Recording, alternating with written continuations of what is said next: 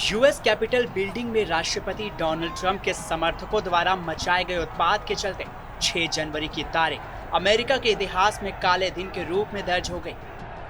इस घटना में ट्रंप की कट्टर समर्थक एशली बेबिट समेत 4 लोगों की मौत हो चुकी है। ट्रंप समर्थकों की हरकत के कारण पूरी दुनिया में अमेरिका को शर्मसार होना पड़ा।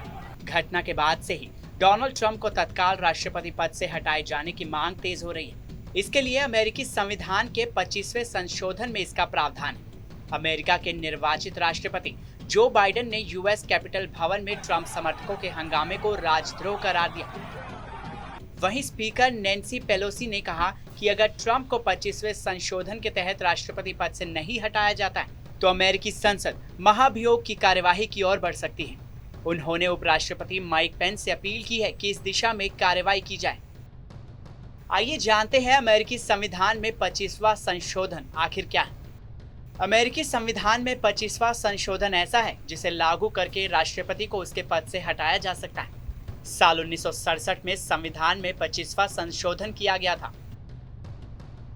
दरअसल 1963 में अमेरिका के 35वें राष्ट्रपति जॉन एफ कैनेडी की हत्या के बाद इस संशोधन की जरूरत पड़ी ताकि ये तय किया जा सके कि राष्ट्रपति का उत्तराधिकारी कौन होगा।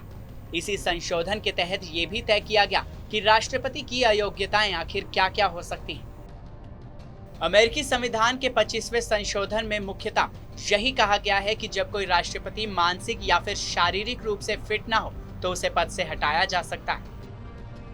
25वें संशोधन में कुल 4 सेक्शन हैं। पहला सेक्शन कहता है कि अगर किसी राष्ट्रपति को उनके पद से हटाना है, उनकी मौत हो जाती है या फिर वो किसी कारणवश इस्तीफा दे देते हैं तो फिर इस परिस्थिति में उपराष्ट्रपति ही राष्ट्रपति का पद संभालेंगे।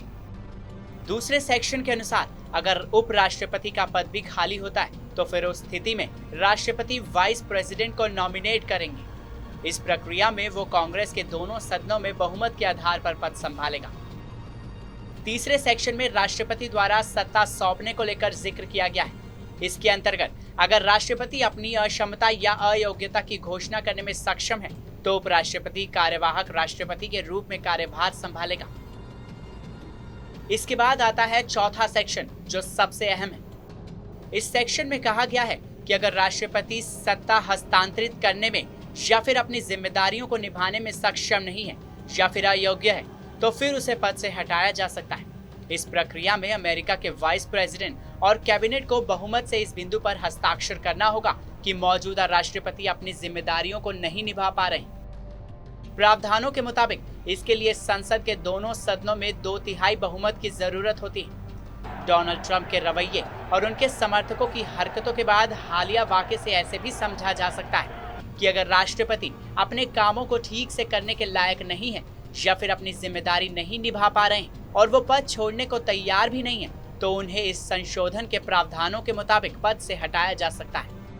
वैसे आपको बता दें, अब तक अमेरिका के कई नेताओं ने 25वें संशोधन के जरिए डोनाल्ड ट्रंप को पद से हटाने की मांग कर दी है। डेमोक्रेटिक पार्टी के नेताओं के साथ साथ रिपब्लिकन पार्टी के कई नेता भी अब उनका इस्तीफा चाहते हैं। गवर्नर फिल स्कॉट ने ट्वीट किया कि डोनाल्ड ट्रंप को इस्तीफा दे देना चाहिए और अगर वो ऐसा नहीं करते हैं तो फिर कांग्रेस या कैबिनेट को उन्हें राष्ट्रपति पद से हटा देना चाहिए।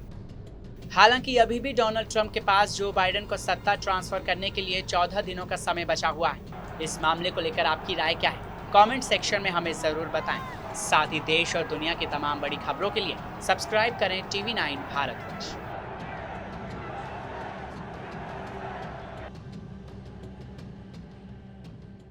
परवाह देश की, सोमवार से शुक्रवार रात 10 बजे TV9 भारतवर्ष पर।